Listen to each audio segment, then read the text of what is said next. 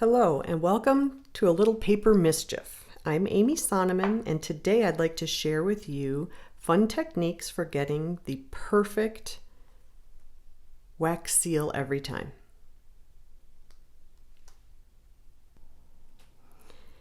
If you're like me, you love the look of a waxed seal, but it's really hard to get that perfect shape and size and dimension every time. So today I'm going to share with you some techniques to create the perfect waxed seal every time. This one is super thin. You don't get all the outside edges and you don't get that beautiful bubble around the outside. This one is thicker, but the edge is kind of scraggly and not as much fun. This one, there's not enough wax to be able to even get all of the edge on the wax seal itself. I've tried everything from the lighter and the actual flame to drip the wax. I've tried all kinds of heat tools like the wax sticks and in my heat gun. It's so hard to control how much you have and how much is enough. Well, as I was playing around, I found a couple companies that have these small beads, and they come in from different companies. They're called sealing wax, and they're little tiny beads. They come in lots of colors. They're called wax beads. Look at the beautiful, there's metallic, there's white, there's all kinds of fun things. Some of them come in mixed colors. If you're doing a wedding, you can get the color that matches your wedding. Lots of fun, a little bit of pearl. There's some pearlescent ones as well. Those are fun. Love the blues. Look at that. Some of the blues and the oranges and the pinks. So lots of fun colors available on the market. And when I started collecting years and years ago, there weren't a whole lot of designs either. So you had to do a monogram or you had to do a simple design. Well, all of a sudden, Etsy has been flooded with some beautiful designs, including things that you can create custom. How beautiful some of these are, different shapes and sizes. But when you get different shapes and sizes, the problem that you have is how much wax do I use for something like this versus something like this, or something that's smaller like this versus something that's super detailed like the Oreo cookie one, or more delicate like the hello. So I'm going to jump in and show you some of the tools that I found to make life a whole lot easier. Stay tuned. If you're like me and you love different designs, I have been finding some beautiful different designs on Etsy. But what you need to be aware of is some of them are coming from the United States and others are coming from China. I've ordered both. It takes obviously longer to get from China than it does from the United States, but the quality of all of them have been wonderful. So I can't say that I had a bad experience going to China or from the United States. It's been wonderful either way, and I love the variety. I have to admit, China does have more options as far as designs go. And with that, you have lots more options for maybe weddings or travel or a traveler's notebook.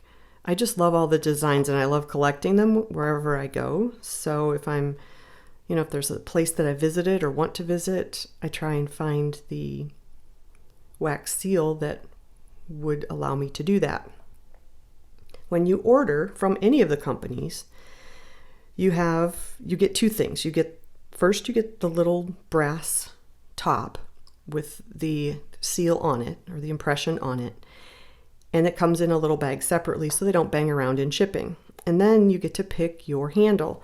And some of the handles are just brown, different, some of them are shiny, some of them are more smooth. You can get colored handles like these. They come in different sizes, some short and squatty, some long. Lots of fun colors. I usually just tend to get the brown, but I do love the colors for photography and that sort of thing. So I've gotten a few of the colored ones recently and like those, they work great. The other thing I wanted to share is these little spoons. And the spoons are wonderful because you put your little wax pieces, the sealing wax beads, in your little spoon, and then you heat them up. And as you heat them up, it melts, and then there's a little pour side. There's a little spout, if you can see that right here, that you pour out the wax, which makes it really nice. Now, some spoons are larger than others, so if you have a bigger surface, like this one, you would want to use the larger spoon. If you have one that's, say, smaller, you could easily use the smaller spoon and you'd be just fine. The trick is knowing how much wax to use and getting it done as quickly as possible and not having to wait forever for the wax to melt.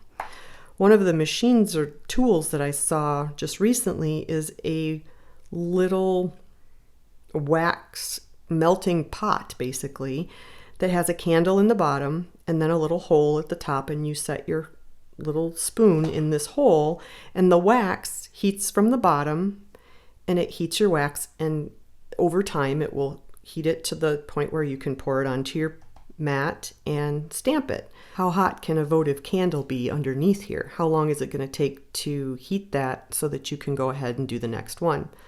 Well, I thought, if you're like me, I'm kind of impatient, so I wanted it done. I didn't want to take 10 minutes for each one. If you're doing a wedding or so forth, you want to be done quickly. If you have 100 of them to do, you want to be done. You don't want to play with them for hours and hours and days. So I found a trick that I wanted to share with you that I think you will really enjoy. And if you're doing things for weddings, this will definitely save you time. There are two important pieces to the perfect wax seal. The first one is the Wagner heat tool. This is an embossing tool from the stamping industry, and it is used to heat emboss your stamped images. Well, it works for this too, and I'm going to show you how. It has an on-off switch here, and you have to let it heat up a little bit and get warm, but this tip gets very, very hot, so make sure you do not ever touch that because it will burn you really badly. So with the heat tool and our little spoon, I'm going to turn on the heat tool, let it allow it to heat up a little bit. It's going to be noisy, so I apologize. Going to let it heat up a little bit. You're going to take the heat tool to the bottom of your little spoon, and you can even go in from the top. And you can see it melting. What you don't want to do is heat it too long in one place so that it bubbles, because when it bubbles, you'll get bubbles in your stamped wax. You can kind of see right up here, there's a little bit of wax that's bubbling.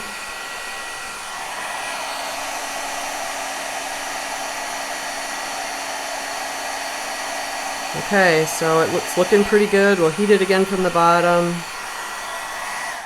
We'll turn off our tool. We'll set that aside. And I'm going to pour my wax onto, and I just kind of do it in a circle. I'm going to pour my wax into a circle like that. You get a perfect circle every time. I'm going to take my tool and I'm going to make sure that I have a little bit of an edge all the way around, and I can kind of move it top to bottom, left to right, and we're going to let it sit there and we're going to let it dry. Or cool. I guess it's going to cool. And once it's cool, you'll be able to pick it up, see what the image looks like, and we'll give it a go, see what we think. When your design has cooled, and you can kind of touch the outside edge to see that it's nice and firm, you should be able to just pick it up easily and have your image revealed. There's a beautiful edge on the outside. I use a Teflon mat. There are quite a few available on the market in the stamping industry. You can get them from Tonic Studios, from Ranger Ink. A lot of companies have the Teflon non-stick mats. That's what I'm using, and it works perfectly. Things don't stick to it. You just peel it up, and there's no residue when you're done. Now, if you notice that little black spot right there, that was left over because I tend not to clean my spoon from time to time because I like having swirls of different colors. So once I get something that I really love, I'll add maybe a little bit of like 2 pieces of the same color and say a piece of silver or gray, and then I'll heat that and I'll swirl it. So I'm going to show you that next. So say your wedding colors are this coral, this pretty coral. It's got a pearlescent shine to it, and gray. And I think I'm going to kind of stagger them so they're next to each other and they're not kind of all in one spot. So like that.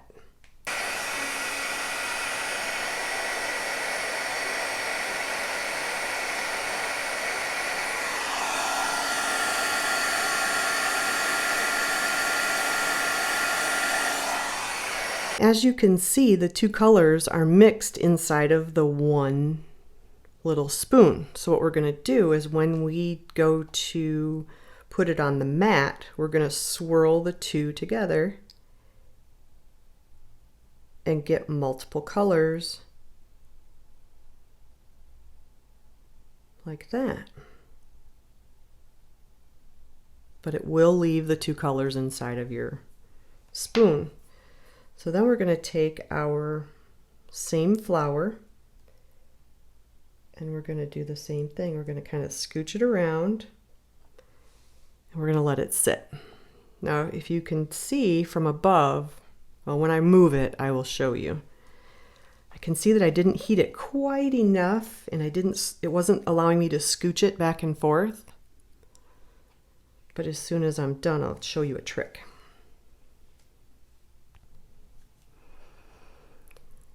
So the wax is cooled. I'm going to just gently lift that up. And as you can see, the edge is kind of bumpy. I didn't get it all the way. This perfect round outside edge is kind of bumpy. It's not even. I'm not happy with that. So I'm going to peel it off my mat. And this is the non-stick mat. So we're just going to peel it up. It comes up beautifully.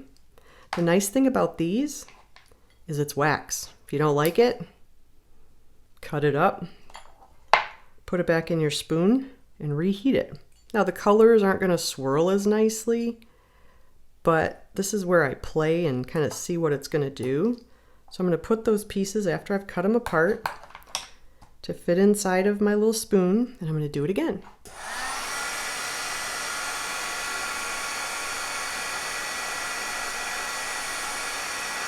When you do that, sometimes you get a drip over the side. Can you see that? I just take my paper towel and wipe it off so that it doesn't drip and ruin anything. And then I just go back to melting.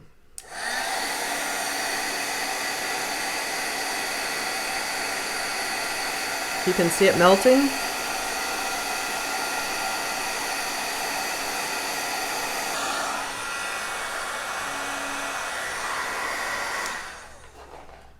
Moving around easily inside of the spoon, as you can kind of see. I'm going to do the same thing. This time I'm going to make a concerted effort to make sure it goes in a circle.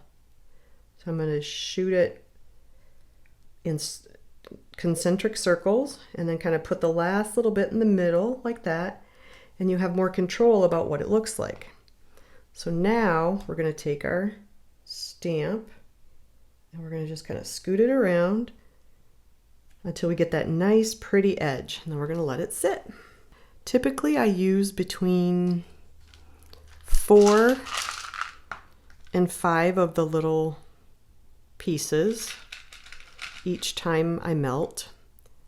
5 is pretty much, 5 will get me this beautiful edge. 4 is a little bit, this was 4, and that was a little, it's perfect, but if you want a little bit bigger edge, then try 5. I think you would be happy with 5. But as you're mixing while that's drying, I'll show you some of the fun mixes that I've tried over the last couple weeks. Happy Mail. A little bit of blue and white. Here's another blue and green. The pink and white is really pretty. Here's another lighter pink and white.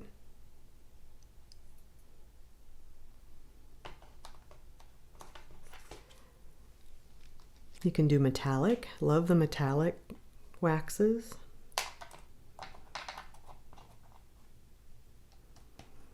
But you can see the difference between the first one I tried with literally a candle that was dripping wax, which is this one, super thin, to this one that I used the heat tool with and the little spoon.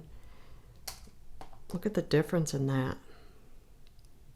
Beautiful, nice and thick, perfectly round. That's something you'd want to put on the back of a wedding card for sure. Absolutely stunning.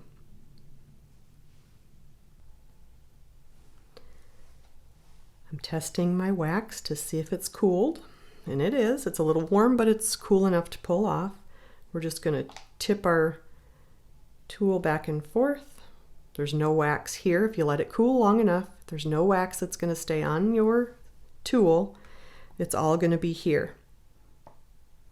Now, if you notice, we didn't get that beautiful gradation of color like we did here because we cut it and reheated it. It kind of made its own new color. But for playing purposes, see, it's not quite dry yet on the bottom or cool enough. So I'm having a hard time getting it off my mat. We're going to let that sit there for a little bit. And as it cools, it'll pop right off of there.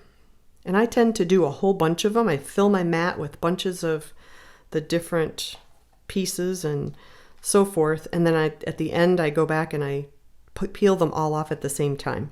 That way they're very cool and it's easy to get.